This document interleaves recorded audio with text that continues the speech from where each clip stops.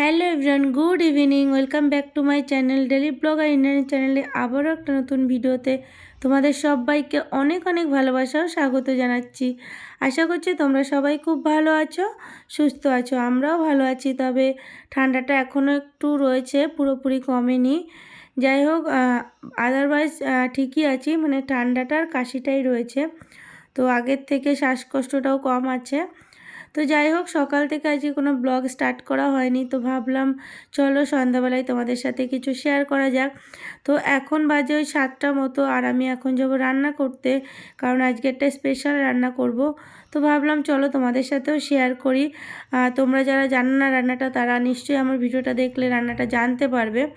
তো এখানে দেখো মাম্মা, মানে মাম্মাকে গান চালিয়ে দিয়েছিলাম, তো সেই দেখে দেখে মাম্মা নাচ করছিল। কিন্তু আমি বলছি, যখন মানে ক্যামেরাটা অন করেছি মাম্মা একটু নাচ করো, তখন দেখো রাগ দেখাচ্ছে, নাচ করবে না।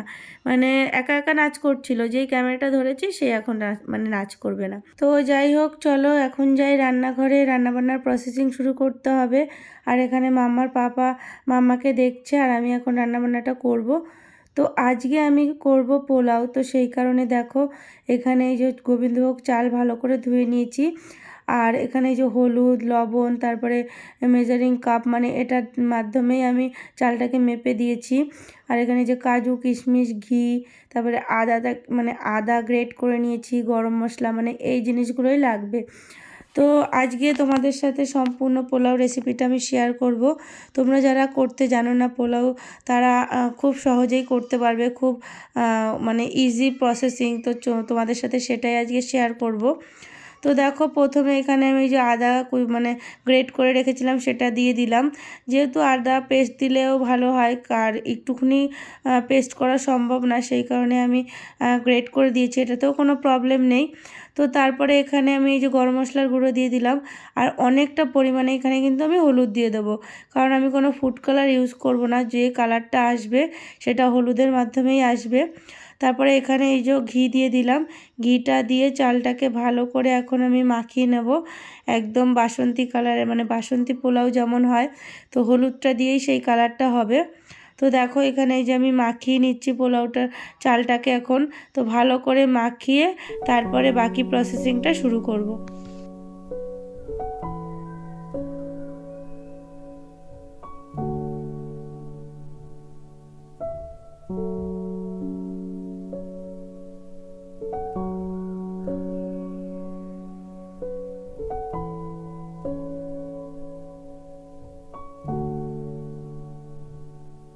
তো এখানে আমার চালটা ম্যারিনেট করা সম্পূর্ণ হয়ে গেছে। আর এখানে একটা কথা তোমাদের বলে রাখি, যে চালটা সবসময় কিছু না কিছুর মাধ্যমে মেপে দেওয়ার চেষ্টা করবে, কারণ তার উপরেই জলটা দেওয়া নির্ভর করে, কারণ সেই কাপ মেপেই জলটা তোমাকে দিতে হবে। এটাই হলো পোলাও, মানে পোলাওয়ের সবথেকে বড় সিক্রেট। তো যাই হোক, চলো এখানে এই যে আমি ঘি দিয়ে দিলাম, তারপরে একটু কাজু কিশমিশটাকে হালকা করে ভেজে নিয়েছি। আর এখানে দেখো এই যে যেই কাপটার মাধ্যমে আমি চাল নিয়েছিলাম সেটার মাধ্যমেই জলটাকে মেপে, মানে যেই কাপ আমি চাল নিয়েছি তার ডবল পরিমাণে এখানে জল দিয়ে আমি জলটাকে ফুটতে বসিয়ে দিয়েছি, কারণ একদম জলটা টকবক করে ফুটবে, সেই জলটাই দিতে হবে। যাই হোক, কাজু কিশমিশটা আমার এখানে ভাজা হয়ে গেছে, আর আমি ওটাকে তুলে নিচ্ছি। তো এই ঘিয়ের মধ্যেই আমি এখন দিয়ে দেব গোটা গরম মশলাগুলো, লবঙ্গ, দারচিনি, এলাচ, তারপরে তেজপাতা, মানে যা যা গোটা গরম মশলাগুলো হয় সেগুলো এখানে দিয়ে দেবো ফোড়নে। তো তারপরে চালটাকে দিয়ে চালটাকে একটু ভালো করে ভেজে নেব। তো এখানে তোমাদের বলে রাখি, চালটা কিন্তু ভালোভাবে ভেজে নিতে হবে, না হলে লেগে যাওয়ার সম্ভাবনা থাকে। তো একটা মানে দেখলেই বুঝবে যে চালটা ভাজা হয়ে এসেছে, মানে খুব পরিমাণে ভাজবে না, তাহলে সিদ্ধ হতেও প্রবলেম হবে। মানে একটা 80% মতো, মানে 80% মানে ভাজা হলে যেটা হয়, পুরো প্রপার ভাজা যেমন 100% হয়, সেখানে তোমরা 60% কি 70% মতো চালটা ভেজে নেবে। তো তারপরে এখানে দেখো একদম গরম জলটা আমি দিয়ে দিলাম ভাজা হয়ে যাওয়ার পরে। তো এখন এইটাকে ঢাকা চাপা দিয়ে একদম লো ফ্লেমে রেখে দেবো। এখানে কিন্তু হাই ফ্লেম বা মিডিয়াম ফ্লেম করা যাবে না, একদম লো ফ্লেমে রাখতে হবে। আর এখানে তারপরে আমি একটু লবণ দিয়ে দিলাম, লবণ দিয়ে দেখো এই যে ঢাকা দিয়ে দিচ্ছি। আর ওই ঢাকনাটা যেহেতু ছোট ছিল সেই কারণে বড় থালাটা দিয়ে আমি ঢাকা দিয়ে দিয়েছি। তো দেখো জলটা টেনে এসেছে, এখন চালটাকে আমি নাড়িয়ে দিচ্ছি। তো মাঝে মধ্যেই ঢাকনাটা উঠিয়ে চালটাকে নাড়াতে হবে, কিন্তু এখনও চালটার মধ্যে জল রয়েছে। তো এটাকে এখনও আমার অনেকক্ষণ রাখতে হবে। তো তোমরা দেখলেই বুঝবে, এক্স্যাক্ট টাইমটা বলা সম্ভব না। তো চিনিটা এইখানে একটা মানে তোমাদের মোস্ট ইম্পর্টেন্ট কথা বলে রাখি যে চিনিটা কিন্তু আগে দেবে না। চিনিটা যখন চালটা 80% হয়ে আসবে তখন দেবে, না হলে চালটা কিন্তু সিদ্ধ হবে না, যেমন পায়েসের ক্ষেত্রে হয়ে থাকে সেরকম সেম প্রসেসিং। তো যাই হোক দেখো এখানে এই যে পোলাওটা আমার মোটামুটি রেডি হয়ে গেছে। তো এখানে আর এই যে লাস্ট পুরো একদম রেডি, আমি এখানে কাজু কিশমিশগুলোকে দিয়ে দিলাম। আর এখন দেখো পোলাওটা নামিয়ে নিচ্ছি। তো কতটা ঝুড়ো ঝুড়ো হয়েছে দেখলে তোমরা বুঝতেই পারছো। আর হালকা একটু ঠান্ডা হয়ে আসলে তখন তো আরও ঝুড়ো ঝুড়ো হয়ে যাবে।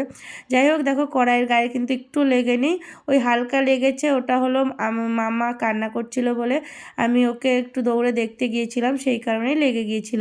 কিন্তু অনবরত নাড়তে থাকতে হবে। তবে দেখো কড়াইটা কিন্তু খুব একটা লেগে যায়নি। আর আজকে যেহেতু শনিবার, কোনো মানে আমিষ করতে পারবো না, নিরামিষই করতে হবে। সেই কারণে এখানে দেখো যে বেগুন ভেজে নিচ্ছি আমি। আর দুপুরে সোয়াবিন করেছিলাম, সেই সোয়াবিনটা রয়েছে, তো সেটা দিয়ে আমরা খেয়ে নেব। তো এখানে সম্পূর্ণ রান্নাবান্না রেডি, এখন আমরা খেয়ে নেব। আর পোলাওটা খেতে কিন্তু ভীষণ টেস্টি হয়েছিল। তো দুপুরবেলা শিম দিয়ে সর্ষে দিয়ে একটু করেছিলাম, সেটাও রয়েছে। হাই করে দাও, গুড নাইট বল দাও। Hi, good night. সেই ড্রিম ঘুমিয়ে পড়ো তুমি।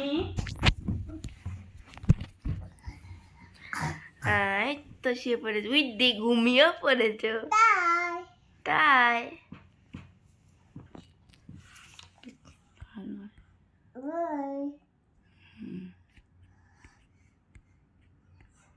কেটে দেবা একটুখানি, এই যে সরালে তো কেটে দেবা। Sweet dream.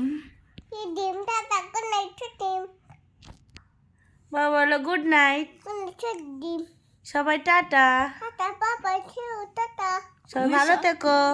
হাতে করছি। হ্যাঁ আমি ঘুমিয়ে পড়লাম। তুমি বলো টাটা।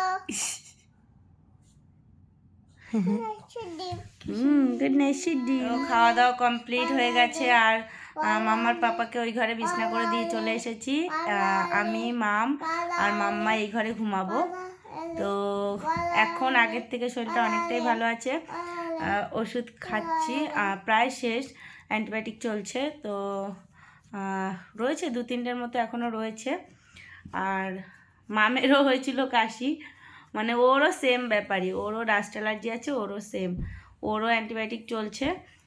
তো এখন মাম্মাকে একটু তেল মাখালাম। আর মাম্মার যেহেতু ঠান্ডা লেগে রয়েছে, মানে সবারই বাড়ির মধ্যে সমস্ত মানুষগুলোই ঠান্ডা, শুধু মাম্মার পাপা ভালো আছে ঠাকুরের কৃপায়। তো যাই হোক মাম্মাকে এখন একটু তেল মাখিয়ে দিলাম।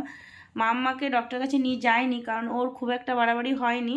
তো যেটুকুনি ঠান্ডা লেগেছে তেল মাখিয়ে দিলে আই থিঙ্ক ঠিক হয়ে যাবে। তো সেই কারণেই ওকে একটু তেল মালিশ করে মালিশ করে দিলাম। তো এখন ঘুমিয়ে পড়বো। তো ফাইনালি আমরা শুয়ে পড়েছি। আর আমার মাম্মাও এখানে ঘুমানোর জন্য কান্নাকাটি করছে।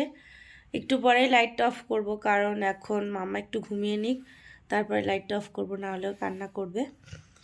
তো যাই হোক চলো ব্লগটা আজকের মতো এখানেই শেষ করছি। ব্লগটা তোমাদের কেমন লাগলো? অ্যাকচুয়ালি ব্লগ তো না, তোমাদের সাথে একটা রেসিপি শেয়ার করলাম। আর একটু সামান্য কিছু শেয়ার করলাম, কারণ সকাল থেকে ব্লগ সেরকমভাবে করা হয়নি। তো সেই কারণেই এটুকুনি তোমাদের সাথে শেয়ার করলাম। তো আশা করছি তোমাদের ভালো লেগেছে। তো ভালো লাগলে অবশ্যই একটা লাইক করে দিও। আর নতুন নতুন তোমরা প্লিজ আমার চ্যানেলটা সাবস্ক্রাইব করে পাশে থেকো। তো চলো আজকের মতো সবাইকে টাটা, গুড নাইট। সবাই সুস্থ থেকো, ভালো থেকো। আবারও চলে আসবো নতুন একটা ব্লগ নিয়ে তোমাদের সাথে শেয়ার করতে। Good night. গুড নাইট বল।